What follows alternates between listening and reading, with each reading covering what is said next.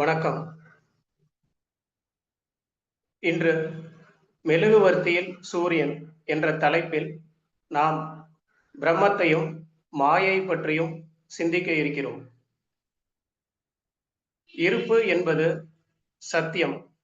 அதை சத் அல்லது பிரம்மம் என்கிறோம். சத்தியம் என்றாலே அது ஒன்றாகத்தான் இருக்க முடியும். அது ஒன்று பலவாக நமக்கு காட்டுவது எதுவென்றால் அது மாயை. இதை உபநிஷதங்கள் பிரம்மம் சத்தியம், ஜெகன் மித்யா, ஜீவோ பிரக்மைவ நாபர என்கிறது. இது என்ன விளக்கம்னு பார்த்தா, பிரம்மங்கிறது ஒன்னே ஒண்ணுதான், அதுதான் உண்மை ஒண்ணுதான். இவ்வுலகமும் அந்த உலகத்தில் காணப்படக்கூடிய அனைத்துமே ஒரு மாயை தோற்றம்தான். ஜீவாத்மாவும் பரமாத்மாவும் வேறுபட்டது அல்ல, இரண்டுமே ஒன்றே ஒண்ணுதான் அப்படிங்குது. இந்த பரமாத்மாவே புத்தி மற்றும் அதன் விரிவான இந்த தேகத்தில், புத்தி என்னாகுது, புத்தி அதன் விரிவான இந்த உடம்புக்குள்ள ஒரு சாட்சி ரூபமாய் நமக்குள் நீக்கமர நிறைந்திருக்குது. எதுன்னு பார்த்தா அந்த பரமாத்மா தான் இந்த ஜீவாத்மா உடலுக்குள்ள நிறைந்திருக்குது. அந்த பரமாத்மாவுக்கும் ஜீவாத்மாவுக்கும் எந்த ஒரு பேதமும் இல்லை, ரெண்டுமே ஒண்ணுதான் அப்படிங்குது. இதை விவேகானந்தர் கிட்ட அவருடைய சிஷ்யர் ஒருத்தர் கேட்கிறாரு, மாயை மாயைங்கிறாங்களே அது என்ன, எனக்கு சொல்லுங்க அப்படின்னு கேட்கிறாரு. அதுக்கு விவேகானந்தர் வேற ஏதாவது கேளுங்கிறாரு. இல்ல எனக்கு இதுக்குதான் எனக்கு விட தெரியணும், அப்படின்னா என்னன்னு சொல்லுங்க எனக்கு அப்படின்னு அர்ஜுனர் பகவத்கீதையில அங்க கிருஷ்ணர்கிட்ட கேட்கிற மாதிரி இவரும் கேட்கிறாரு. இப்ப எதுபால நீங்க இருக்கிறீங்க, நான் இருக்கிறேன், என்னை சுத்தி எல்லாரும் இருக்கிறாங்க, எனக்கு உணர்வு உணர்ச்சி எல்லாமே இருக்கு, எப்படி அதையெல்லாம் மாயைன்னு நான் நம்புறது, எல்லாம் கண்கூட நான் பாக்குறேனே அப்படின்னு கேட்கிறாரு. அதுக்கு விவேகானந்தர் எவ்வளவு சொல்லியோ அவர் சிஷியர் விடுற மாதிரியே இல்லை. அது கேட்டதுக்கு அப்புறம் அவருக்கு விவேகானந்தர் தன்னுடைய உடலை ஒவ்வொரு மூலப்புற அணுவா பிரிச்சு தான் இல்லாத இடத்துல, உருவம் இருக்கிற இடத்துல இல்லாத மாதிரி பிரிச்சு காமிச்சிருக்கிறாரு. மறுபடியும் அதே மாதிரி தனிச்சு பிரிச்சு மறுபடியும் ஒண்ணு சேர்த்தி அவருக்கு காட்சி அளிச்சிருக்கிறாரு. இதை 1960 அவர் நாளிதழில் அந்த சிஷியர் இதோட அனுபவத்தை குறிப்பிட்டிருக்கிறார். ஒரு குறிப்பு இருக்குது அது மாதிரி. அடுத்து நம்ம பாரதியார் சொல்றது என்னன்னா, இந்த நிற்பதுவே எல்லாருக்கும் தெரியறது இருக்கும். நிற்பதுவே நடப்பதுவே பறப்பதுவே நீங்கள் எல்லாம் சொற்பனம் தானோ பல தோற்ற மயக்கங்களோ. இதுல என்னன்னா, பல தோற்ற மயக்கங்கள் எல்லாமே கனவு நிலைதான். நமக்கு ஒரே பொருள் தான் தோற்ற மயக்கம் தரக்கூடியதா இருக்குது அப்படிங்கிறாரு. அதே இதுல கற்பதுவே கேட்பதுவே கருதுவதே நீங்கள் எல்லாம் அற்ப மாயைகளோ உம்முள் ஆழ்ந்த பொருள் இல்லையோ அப்படிங்கிறாரு. அதுல மாயை எல்லாமே மாயை தான். ஆனா மாயையா இருந்தாலும் அதுக்குள்ள உள்பொருள் எது இல்லையா அப்படின்னு சொல்றது மூலியமா உள்ள அதுக்குள்ள ஒரு பொருள் இருக்குது அப்படிங்கிறத சொல்றாரு. இந்த மாயைங்கிறது என்னதுன்னு பார்த்தோமா, இல்லாதத இருப்பதா நினைச்சு நம்ம மயங்கக்கூடியதா தான் இருக்குது. இப்ப நாம எல்லாம் எந்த இது பார்த்தோம்னா, நாம எல்லாமே இருக்கிறது இந்த அத்வைதம், அதுலதான் இருக்கிறோம். பிரம்மங்கிறது ஒன்னே ஒண்ணுதான். அதுல தனிப்பட்ட இதுல எதுவும் இல்லை. மாயைங்கிறது என்னன்னா, இந்த பிரம்மத்துல இருந்து தனியா பிரிஞ்சு வந்ததில்ல, அந்த பிரம்மமே தான் மாயையா இருக்குது. பிரம்மங்கிறது ஒன்னே ஒண்ணு மட்டும்தான் உண்மை அப்படிங்கிறது மட்டும்தான் இருக்கிறது தான். நம்ம இருக்கிறதெல்லாம் ஆத்மாங்கிறது ஒண்ணுதான், மீதி எல்லாமே ஒண்ணும் இல்லை அப்படிங்கிறது தான் நம்ம இருக்கக்கூடிய அத்வைதத்துல இருக்குது. இதே இது துவைதம் பார்த்தோம்னா, அவங்க நாம இருக்கிறதுக்கு முன்னாடியே இந்த பிரம்மம் இறைநிலைங்கிறது இருந்தது, நாம இல்லாத போதும் அது இருக்குது, அதனால இது ரெண்டும் வெவ்வேறப்பட்டது அப்படிங்கிறது துவைதம். அதே வசிஷ்ட துவைதம் ஒண்ணு இருக்கு. அது இது ரெண்டு சொல்றதையும் ஆமா அப்படின்னு ஏத்துக்குது. அடுத்து பௌத்தம் பார்த்தா, இந்த பிரம்மமும் மாயை தான், உலகமும் மாயை தான் அப்படிங்கிறது பௌத்தம். இந்த பௌத்தம் சொல்ற மாதிரி சுத்தமாவே எதுவுமே இல்லை, முயல் கொம்பு காணல் நீர் அப்படிங்கிற மாதிரி நாம சொல்ல வரல. பிரம்மம் மட்டும்தான் இருக்குது, மீதி எல்லாமே தான் அதுவே வேற ஒரு மாதிரி நமக்கு காட்சி அளிக்குதே தவிர அப்படிங்கிற மாதிரி தான் நாம இது சொல்றது. இதே தாய்மானர் சுவாமிகள் சொல்றாரு, சுகமனைத்தும் பொய்யெனவே தான் உணர்ந்தால், சும்மா சொல்றதுனாலயோ மத்தவங்க கேட்பதனாலயோ இல்லை, சகமனைத்தும் பொய்யெனவே தான் உணர்ந்தால் துக்க சகமனைத்தும் பொய்யன்றோ. நமக்கு எப்ப நமக்கு துக்கம் சுகம் இதுக்குள்ள நம்ம மாட்டாம இருப்போம்னா, ஜெகத்துல இருக்கிற அனைத்துமே பொய் தான், மாய தோற்றம் தான்ங்கிறத நம்ம உணர்ந்தோம்னா தான் நமக்கு துக்கம் இன்பங்கிறதுல நம்ம இல்லாம இருப்போம் அப்படின்னு தாய்மானர் சுவாமிகள் அவர்கள் சொல்றாங்க. அடுத்து மாயை வந்து ரெண்டா பிரிச்சு காட்டுறாங்க நமக்கு புரிதலுக்காக. மாயைங்கிறதே இல்ல, இருந்தாலும் நம்ம புரிதலுக்காக அதை வந்து ரெண்டா நமக்கு வந்து பிரிச்சு சொல்றாங்க. அதுல முதல் பிரிவு என்னன்னு பார்த்தா உள்ளதை மறைப்பது. எது உள்ளதுன்னு பார்த்தோம்னா பிரம்மம் இருக்குது, அதை மறைப்பது எதுன்னு பார்த்தா மாயை. இப்ப வந்து சூரியன் இருக்குது, அதை வந்து மேகம் மறைக்குது. ஆனா சூரியன் இருக்கிற பிரம்மம் வந்து இருப்பது உண்மைதான். ஆனா மேகம் இருக்கிற மாயையால அது நமக்கு தெரியாம இருக்குது. இததான் வந்து உள்ளதை மறைப்பது அப்படிங்கிறாங்க. அடுத்து இல்லாததை தோற்றுவிப்பது. இல்லாதது எதுன்னு பார்த்தா நமக்கு உலகங்கிறது இல்ல. ஆனா அதை தோற்றுவிக்கக்கூடியது எதுன்னு பார்த்தா மாயை தான் அது மாதிரி நம்மள பண்ண வச்சுட்டு இருக்குது. இது மாதிரி இந்த ரெண்டு பிரிவா இதை சொல்றாங்க. இதுக்கு ஒரு உதாரணமா சொல்லணும்னா காளி குடம், ஒரு குடம் மண்பானை, ஒரு குடம் மண்பானை ஒண்ணு, பானை ஒண்ணு இருக்குதுன்னா அந்த மண்பானைக்கு உள்ளுக்குள்ள என்ன இருக்குது? வெற்றிடம், சுத்த வெளி அது இருக்குது. அந்த மண்பானைக்கு வெளியே பார்த்தா அதே சுத்த வெளி தான் இருக்குது. இந்த ஓடுங்கிற ஒன்னே ஒண்ணு அந்த இடத்துல இருக்கிறதுனால இது ரெண்டும் வெவ்வேறு மாதிரி நமக்கு வந்து ஒரு காட்சி மாய தோற்றம் மட்டும் தான் தனித்தனியா தெரியுதே தவிர, இது வந்து ஓடு அப்படிங்கறத அறிவதற்கு நமக்கு அறிவு தேவைப்படுது. அதே மாதிரி இந்த பிரம்மத்தை நம்ம உணரணும்னா அதுக்கு நமக்கு ஞானம் தேவைப்படுகிறது. அந்த ஞானம் எது தரும்னு பார்த்தா நம்ம இப்ப தினசரி செய்யக்கூடிய தியானம், புத்தகம் படித்தல், அனுபவ பகிர்வு, இதை தான் அந்த ஞானம் வந்து நமக்கு தருது. அந்த ஞானம் தர்றதோட அந்த ஞானத்தை தக்க வைக்கிறது, நம்மளை அடுத்த நிலைக்கு கொண்டு போகக்கூடியதா எது இருக்குதுன்னா இந்த ஞானம் தான் நமக்கு இருக்குது. இந்த மாயைங்கிறது என்னன்னா முயல் கொம்பு, முயல் கொம்பு காணல் இது மாதிரி இருக்கு ஆனா இல்ல, அதுங்கிற மாதிரி தான் இந்த மாயைங்கிறது இருக்குது. ஆனா இந்த மாயையும் நம்ம நல்லா கவனிக்கிறது என்னன்னா இது தனிப்பட்ட முறையில ஒண்ணு பிரிஞ்சு வெவ்வேறையோ பிரம்மமோ அப்படி கிடையாது.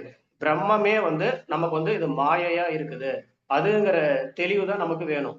இப்ப வந்து ஒரு அது வந்து ரமணர் வந்து மெயினா ஒண்ணு சொல்றது என்னன்னு பார்த்தா ஒரு 10ன்னு இருக்கிறத வச்சு சொல்றாரு. ஜீரோன்னு எடுத்துக்கிட்டோம்னா அதுக்கு வந்து மதிப்பு எதுவுமே கிடையாது. அது முன்னாடி வந்து நம்ம ஒண்ணுங்கிற ஒண்ணு போடுறோம் அப்படின்னு பார்த்தா அது ஆன்மீக கல்வி.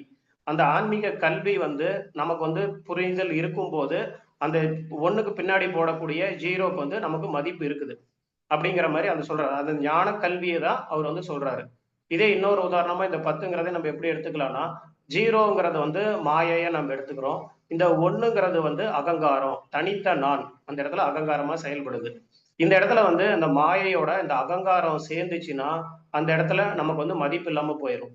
இந்த மாயைங்கிற ஜீரோவை நம்ம கூட்டி கூட்டி 10, 100, 1000, 10,000, லட்சம், 10,00,000 இது மாதிரி அந்த மாயை நமக்குள்ள சேர சேர என்ன ஆகுதுன்னா தனித்த நானாகிய அந்த ஒண்ணு, அந்த அகங்காரம் வந்து நமக்குள்ள இன்னும் கூடி கூடி கூடி நம்ம என்ன பண்ண போறோம்னா இந்த உலகங்கிறது தான் உண்மை, இது மட்டும்தான் உண்மை, பிரம்மமோ அதெல்லாம் எதுவும் இல்லை அப்படிங்கிற அகங்காரம் நமக்குள்ள கூடி நிறைய வலிமையாயிரும். அந்த வலிமையாக விடாம இருக்கக்கூடியதுக்கு தான் நாம் வந்து இந்த தியானம் கூடிய பண்புல நம்ம இருக்கும்போது என்ன வரும்னா அந்த மாயைங்கிறத எல்லாமே நமக்கு சுருங்கி எல்லாமே அது வேற இல்லை நான் வேற இல்லை ரெண்டுமே ஒண்ணுதான் அப்படிங்கிற நிலைக்கு நம்ம வந்துருவோம். இதே இதை நம்பரை வச்சு சொல்லும் போது என்னன்னா ஒரு 10ங்கிறது வந்து ஒரு பிரம்மமாகவும் ஒரு 5 வந்து மாயையா நம்ம நினைச்சுக்கிட்டோம்னா இப்ப 10ல் 5 போச்சுன்னா 5 தானே, அப்புறம் மாயை வந்து முழுமை இல்லையே அப்படின்னு நம்ம நினைக்கலாம். அது அப்படி கிடையாது. பிரம்மமும் முழுமைதான், மாயையும் முழுமைதான்.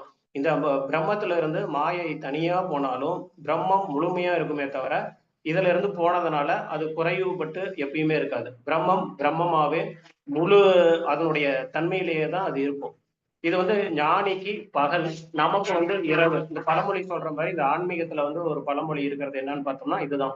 ஞானிக்கு வந்து பகல், நமக்கு இரவு. அது எப்படி இருக்குதுன்னா ஞானிக்கு வந்து இந்த பிரம்மம்ங்கிறது வந்து வெளிச்சமா இருக்குது, நமக்கு வந்து இந்த மாயை தான் நமக்கு வெளிச்சமா இருக்குது. நமக்கெல்லாம் வந்து இந்த பிரம்மம் இருட்டா இருக்குது, அவர்களுக்கெல்லாம் வந்து இந்த பிரம்மம் தான் ஒளியா இருக்குது. இததான் வந்து ஞானிக்கு பகல், நமக்கு இரவு அப்படிங்கிறாங்க. இந்த ஞானி யோகி இது ரெண்டு பேருக்கும் பார்த்தோன்னா ஞானிகள் வந்து தன்னை உணர்ந்தவர்களா இருக்கிறாங்க, யோகி வந்து தன்னை உணர்ந்து அந்த இறைவனோடு இரண்டரை கலந்தவர்களா இருக்கிறாங்க. இவங்களுக்கெல்லாம் ஒரு கவலை இல்லையோ துக்கம் இல்லையா அப்படின்னா நம்ம நினைச்சிட்டு இருப்போம். ஆனா அவங்களுக்கு வந்து அது மாதிரி நிகழ்ச்சிகள் நடக்கும். ஆனா அவங்க வந்து அதுக்குள்ள மாற்றிக்க மாட்டாங்க. அவங்க வந்து அந்த பிரம்மத்தோட நிலையிலேயே தான் இருக்கிறாங்க. அந்த பிரம்மத்துல இருந்து மாயைங்கிற இதுக்குள்ள வர்றதில்ல. அவங்களுடைய செயல்கள் எல்லாம் மற்றவர்களுக்கு பயன்படக்கூடியதாகவும் அது மாதிரி இருக்கிறதுனாலதான் அவங்களுடைய செயல் இருக்குமே தவிர அந்த இடத்துல அவங்க அகங்காரத்தோட செயல்பட மாட்டாங்க. தனித்த நான்கிறது அந்த இடத்துல இருக்கவே இருக்காது. நடப்பதெல்லாம் அந்த இறை செயலே அப்படிங்கிற தன்மையில தான் இருக்கிறாங்க. இருக்கிறதுனாலதான் அவங்களுக்குள்ள அந்த கர்ம வினைங்கிறது ஒண்ணு சேராம அவங்க வந்து அதே தன்மையிலேயே அவங்க இருக்கிறாங்க. இப்ப வந்து ஒரு பெண் எடுத்துக்கிட்டோம்னு பார்த்தோம்னா ஒரு பெண் எப்படி இருக்கிறான்னு பார்த்தோம்னா அந்த வீட்டுல வந்து ஒரு மகளா இருப்பா, கணவனுக்கு மனைவியா இருப்பா, தாத்தா இருந்தாங்கன்னா அவளுக்கு பேத்தியா இருப்பா, அப்ப ஒரு பொண்ணு இருந்தா அம்மாவா இருப்பாங்க. இந்த ஒரே ஒரு பெண் வந்து பார்த்தா, அங்கங்க 25% தனித்து தனித்து கொஞ்சம் கொஞ்சமா இருக்கிறாங்க. இத நம்ம ஒரு எண்ணம்னு எடுத்துக்கிட்டா, ஒரு 100% இருக்கக்கூடிய ஒரு எண்ணம் வந்து நமக்குள்ள இருக்குன்னு பார்த்தா, நம்ம தனித்து தனித்து நம்ம எல்லா இடத்துலயும் இருக்கிறோம். இப்ப முழுசா என்னால தியானத்துல ஏன் உட்கார முடியலன்னு பார்த்தா, நான் என்னுடைய கவனம் இங்க கொஞ்ச நேரம் இருக்குது, அங்க கொஞ்ச நேரம் இருக்குது, இன்னொரு இடத்துல கொஞ்ச நேரம் இருக்குது மாரி தனித்து தனித்து நான் கொஞ்சம் கொஞ்சமா பிரிஞ்சு பிரிஞ்சு இருக்கிறதுனால, என்னால ஒரே இடத்துல என்ன நான் கொண்டு வந்து என்னால பண்ண முடியல. இப்ப வந்து ஓஷோ வந்து அந்த பெண்ணுங்கிற உதாரணத்துக்கு என்ன சொல்றாருன்னா, ஒரு தாத்தா இறந்துட்டாருன்னா, அந்த பெண்ணுக்குள்ள இருக்கிற கூடிய அந்த பேத்திங்கிற குணம் வந்து இறந்துருது அப்படிங்கிறாரு. இப்ப வந்து நம்ம வந்து தனியா பிரிஞ்சு பிரிஞ்சு நம்ம இருக்கிறது வந்து ஒண்ணு சேர்த்துறதுக்கு என்ன பண்ணணும்னா, நம்ம சிதறி இருக்கிற எல்லாத்தையும் நம்ம ஒண்ணா சேர்த்தி நம்ம இருக்கணும். இப்ப வந்து ஒரு பேத்திங்கிற இடத்துல இருந்தா, பேத்தியில நம்ம 100% இருக்கணும். மனைவினா மனைவியில நம்ம 100% இருக்கணும். நம்ம அப்படி இல்லாம அங்கங்க சிதறி போய் இருக்கிறோம். அந்த சிதறி போய் இல்லாம நாம ஒரு முழுமையா இருக்கணும்னா, அந்த முழுமையா எது இருக்குது அப்படிங்கிற தன்மைக்கு வந்து நம்ம வந்து அந்த இடத்துக்கு நம்ம கொண்டு வரணும். இப்ப வந்து உலோகம்னு எடுத்துக்கிட்டா, தங்கம், இரும்பு இது 2ம் பார்த்தா தனித்தனியா நமக்கு அப்படிதான் தெரியும். இதுக்கு வந்து ரூ. 8,000 இன்னைக்கு தங்கத்தோட மதிப்பு. இன்னைக்கு இரும்போட மதிப்பு ரூ. 50. இத தனித்தனியா நம்ம பார்க்கும்போது ஒரு மாயையில தான் நம்ம சிக்கியிருப்போம். இதுவே வந்து இது 2மே உலோகம் தான். இது 2மே பிரம்மம் தான். நம்ம பார்க்கும்போது, நாம வந்து இந்த மாயைக்குள்ள சிக்காம இது பிரம்மம் தான் அப்படின்னு இருப்போம். நமக்குள்ள இது உயர்வு, இது தாழ்வு அப்படிங்கிற எந்த ஒரு பாகுபாடும் இல்லாம நாம வந்து 2யும் ஒண்ணா ஏத்தக்கூடிய நிலைமையில இருப்போம். இப்ப நம்ம மனசு வந்து சுத்தமா இருக்குது அப்படிங்கிறதுக்கு என்ன அடையாளம்னா, நாம வந்து எந்த ஒரு துக்கத்திலயும் நம்ம சிக்கி போக மாட்டோம். துக்கம், இது இன்பம் இப்படின்னு எங்கேயும் சிக்காம, நாம வந்து ஒரு ஞானிகள், யோகிகள் போலவே நாம அந்த இடத்துல இருந்து எந்த இடத்துலயும் அகப்படாம, நம்ம தனித்து பற்று இல்லாம நம்ம வந்து செயல்படக்கூடிய ஆளா நம்ம அந்த இடத்துல இருப்போம்.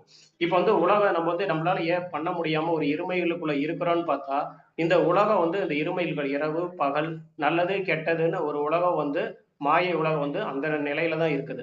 நாமளும் அந்த உலகத்துக்குள்ளேயே இருக்கிறதுனால தான், நம்பளாலயும் தனித்து வர முடியல. இப்ப நாம வந்து சரிப்படுத்த தியானம் பண்ணி, நான் வந்து இருமைகள்ல நீங்கி, மாயையை கடந்து மாயைங்கிறது குணம். இந்த மாயையை கடந்து நிர்குணமாகி, அந்த பிரம்மத்துக்கு நான் போனோம்னா, தன்னால இந்த உலகமும் அறிவு இடத்துல தான் இருக்கும். இப்ப நாம சரியாக ஆக என்ன வரும்னா, நமக்குள்ள நாமளே பார்த்திருப்போம். நாம சரியா மாறி மாறி வர வர தியானத்துல நம்மளோட ஆற்றல் அதிகரிக்க அதிகரிக்க நம்மள சுத்தி இருக்கிற வீட்ல நம்மளுடைய நட்பு வட்டாரம் எல்லாமே மாறி வரும். அதே மாரி நாம வந்து மாற மாற மேல்நிலை அடைய அடைய உலகமும் மாறும். நாம வந்து உலகத்த வந்து பிழை சொல்லிக்கிட்டே இருக்கிறோம்னா, அது நாம பண்ணக்கூடிய தவறுகளால தவிர உலகத்தால இல்ல அப்படிங்கிற புரிதல் நமக்கு வரணும்.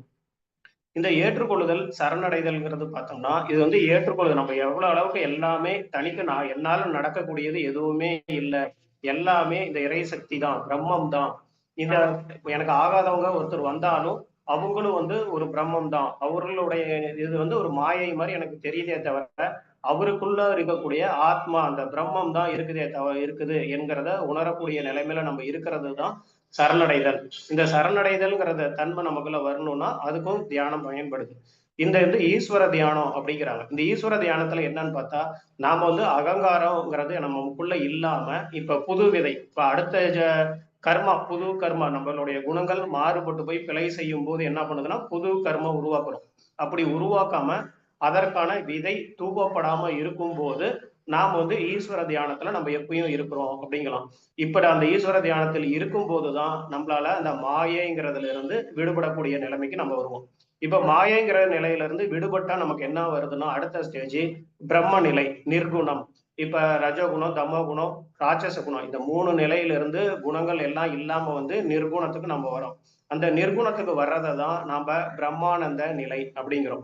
இப்ப வந்து பிரம்மானந்த நிலைக்கு வரும்போது நமக்கு என்ன தெரியும்னு பார்த்தா, ஒரு கயிறு மாரி ஒரு பாம்பு இருக்குது அப்படின்னு நினைச்சா நம்ம வந்து ஒரு இருட்டுல இருக்க போறோம். ஒரு கயிறு இருக்குது. அந்த கயிறு பார்த்தோம்னா நமக்கு என்ன தோணுதுன்னு பார்த்தோம்னா, ஐயோ! பாம்பாட்டம் இருக்குது அப்படின்னு நம்ம நினைச்சுக்கிறோம். ஆனா அந்த கயிறுங்கிறதே தான் பாம்பா நமக்கு வந்து தெரிஞ்சிருக்குது. இப்ப இந்த இடத்துல வந்து எப்படின்னா, கயிறுன்னு நம்ம பார்க்கும்போது, இந்த கயிறே 100% பூரணமா இருக்குது. அதே மாரி இந்த பாம்பு அப்படின்னு நம்ம பார்க்கும்போது, அந்த இடத்துல பாம்பையும் நம்ம 100% பூரணமா இருக்குது. இப்ப நாம வந்து கொஞ்ச நேரத்துல இது கயிறா, பாம்பா அப்படின்னு நம்ம வந்து குழப்பத்துல இருக்க போறதில்ல. கயிறு 100% முன்னாலும் கயிறு தான் அப்படின்னு நம்ம நம்புறோம். அதே மாதிரி பாம்புன்னு போனாலும் பாம்பு தான் அப்படிங்கிற 100% இருக்கிறோம். இந்த இடத்துல ரெண்டுமே எப்படி தெரியுதுன்னா முழு பிரம்மமா தான் இருக்குது. இதுவும் அதுவும் சேர்ந்து கொஞ்சம் நமக்கு வந்து அறகுறையா இல்லை. எதுல நம்ம எந்த பக்கத்துல இருந்தாலும் நமக்கு 100% பூரணமா தான் நமக்கு இது ரெண்டுமே காட்சி அளிக்குது. ஆனா இது ரெண்டுமே வெவ்வேறையான்னு பார்த்தா ரெண்டுமே வெவ்வேறையே இல்லை, ரெண்டுமே ஒன்னே தான். இந்த கயிறை வந்து நம்ம பாம்பா பார்க்கும்போது அதோட எடை அதிகரிக்குதா? அதுவும் கிடையாது. அதே மாதிரி கயிறை நம்ம பாம்பா பார்த்ததுக்கு அப்புறம் பாம்பு இல்லைன்னு சொல்லி நம்ம கயிறு தான் வரையும் போது அதோட எடை குறையுதான்னு பார்த்தா அதுவும் கிடையாது. கயிறு கயிறாவே இருக்குது. பாம்பு பாம்பாவே தான் நமக்கு தோணுது.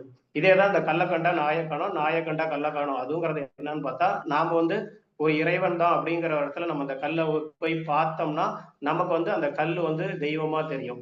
இல்ல கல்லுதான் தெரிஞ்சா அதுக்குள்ள இருக்கிற தெய்வம் தெரியாம நமக்கு வந்து அது வெறும் கல்லாதான் தெரியும். அதே போலதான் இந்த இதுக்குமே இந்த கயிறு பாம்பு அப்படிங்கிறது வந்து ரெண்டுமே வெவ்வேறு நிலையில இருக்கக்கூடிய முழு பிரம்மம் தான்.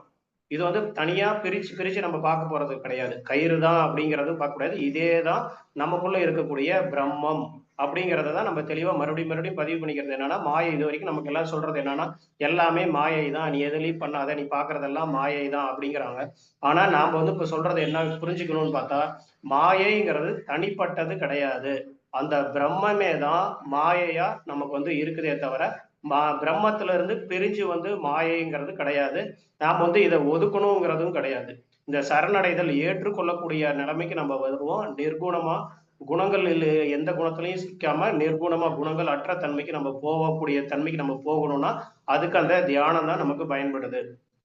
இந்த தியானம் பயன்பட்டு நம்மளை வந்து எந்த நிலைக்கு கொண்டு போகிறதுனா ஈஸ்வர தியானத்துக்கு கொண்டு போய் நமக்கு வந்து நிறைவான நம்மளுடைய மரணத்தில் எங்க நம்ம போய் முடிகிறோம்னா அப்பா நல்ல வாழ்க்கை நம்ம வாழ்ந்தோம், நான் என்னுடைய பிறவி நோக்கம் என்னவோ நான் அதை அடைஞ்சிட்டேன் அப்படிங்கிறது தான் நம்மளுடைய இறுதி இலக்கா இருக்குது.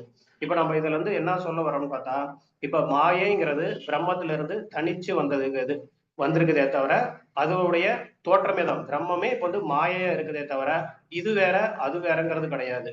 இது மூலியமா என்னன்னா ஜீவாத்மா பரமாத்மா ரெண்டும் தனிப்பட்டது இல்லை, ரெண்டுமே ஒன்னே தான். இப்ப நான் தான் இப்ப நானே தான் வந்து ஈஸ்வரனா இருக்கிறேன், நீங்களே தான் ஈஸ்வரனா இருக்கிறீங்க. எல்லாருக்குள்ளேயும் இருக்கக்கூடியது ஒன்னே ஒண்ணுதான். அந்த ஒன்னே தான்ங்கிறத எது நமக்கு புரிய வைக்கக்கூடியதா இருக்குதுன்னு பார்த்தா அந்த தியானங்கிற அந்த ஞானம் தான் தருது. அந்த தியானத்தை நம்ம மேலும் மேலும் மேலும் செய்ய செய்ய செய்ய என்ன ஆகும்னா நமக்கு இந்த மாயைங்கிற கூடியதுல இருந்து நம்ம விலகினாலும் விலக்கி வைக்க முடியாது. எல்லாமே பிரம்மன் தான். நம்ம புரிதலுக்காக அந்த மாயைங்கிற ஒரு இதை வந்து நம்ம எடுத்துக்கிறோம். அதுல இருந்து நம்ம தாண்டி அந்த எப்பயும் நாம வந்து முழு பிரம்மத்திலே நம்ம இருந்தோம்னா நமக்குள்ள இன்பமும் கிடையாது, துன்பமும் கிடையாது. இது ரெண்டுமே எங்கன்னு பார்த்தா அதுவும் பிரம்மமா தான் இருக்குது. இந்த ரெண்டும் இல்லாத கடந்த நிலைக்கு நம்ம போறோம். குணங்கிற இடத்துல நம்ம வந்து சிக்குவோம். அடுத்து அந்த குணத்தையும் மீறி நிர்குணம், நான் குணங்கள் அற்றவன் அப்படிங்கிறதுக்கு நம்ம போகும்போது அந்த பேரானந்த நிலை அப்படிங்கிறதுக்குள்ள நம்ம அடைய முடியும் அப்படிங்கிறதா இன்னையோட நம்மளுடைய கருத்து. இந்த தலைப்புல பார்த்தோன்னா மெழுகுவர்த்தியில் சூரியன் அப்படிங்கிறது பார்த்தோன்னா மெழுகுவர்த்தியோட ஒளி வந்து நமக்கு கொஞ்சமா ஒளி தருது, சூரியனோட ஒளி அதிகமா தருது. இதனால இது ரெண்டும் வெவ்வேறு அப்படிங்கிறது கிடையாது. ரெண்டுக்குள்ளேயும் இருக்கக்கூடிய ஒரே வெளிச்சம் ஒரே மூலத்தில் இருந்து தான் வந்திருக்குது. ரெண்டுமே பிரம்மம் தான். இதோட வேலையை வந்து பிரம்மம் வந்து மெழுகுவர்த்தி கொஞ்சமா ஒளி தரதுனால இது வந்து குறைஞ்ச வேலை செய்யறதாவோ, சூரியன் நிறைய ஒளி தரதுனால நிறைய வேலை இது செய்யறதாவோ அப்படி கருதக்கூடாது. இது ரெண்டுமே ஒன்னே தான், ரெண்டுமே ஒரே வெளிச்சம் தான், ஒரே மூலத்தில் இருந்து தான் வந்திருக்குது. அதை தான் நம்ம புரிஞ்சுக்கிறோம். அதுதான் இன்னையோட தலைப்பு. மாயை என்பது என்னவென்றால் நாம் வந்து அடிக்கடி சொல்லக்கூடியதுல மாயை நம்ம நீக்கணும் நீக்கணும் நீக்கணுங்கிற போது கிடையாது. அதை நீக்கணும்னு நம்ம நினைச்சோம்னா நாம் வந்து பிரம்மத்தை தான் நீக்கிக்கிறோம், நாமளே தான் நம்ம கிட்ட இருந்து நீக்கி வைக்கிறோம் அப்படிங்கிறது தான் அர்த்தம். அப்படி இல்லாம மாயைங்கிறதும் பிரம்மம் தான், எல்லாமே பிரம்மம் தான். இந்த சுத்த வெளி இப்ப நான் இங்க இருந்து இந்த போன் பக்கத்துல இருக்குன்னா இந்த போனுக்கு இடைவெளியில நடுவுல எங்க இருக்கிறோம்னா அந்த சுத்த வெளிங்கிற பிரம்மம் தான் இருக்குது. இப்ப என்னோட உடலுக்குள்ள ஆரோக்கியம் இல்லைன்னு சொல்லி பார்க்கும்போது நான் வந்து அந்த பிரம்மத்தை நம்பலன்னு தான் அர்த்தம். இந்த பிரம்மம் வந்து சதா என் கையில வலி இருக்குதுன்னா பிரம்மத்தோட சுற்றி இருக்கக்கூடிய அளவுல தான் என் கை இருக்குது, என்னுடைய உடல் இருக்குது. அப்ப முழுசா நான் எங்க இருக்கிறேன்னா அந்த பிரம்மத்தால தான் நான் சூழப்பட்டிருக்கிறேன். இந்த உணர்தல் நமக்கு வரும்போது நமக்கு தனிப்பட்ட முறையில ஒரு ட்ரீட்மெண்ட் எதுவுமே தேவைப்படாது. நான் முழுசாவே இந்த பிரம்மத்துல தான் இருக்கிறேன். நான் ஒரு பொய் சொல்லக்கூடிய இருக்கிறேன்னா யாரும் மத்தவங்க பார்க்கலங்கிறது கிடையாது.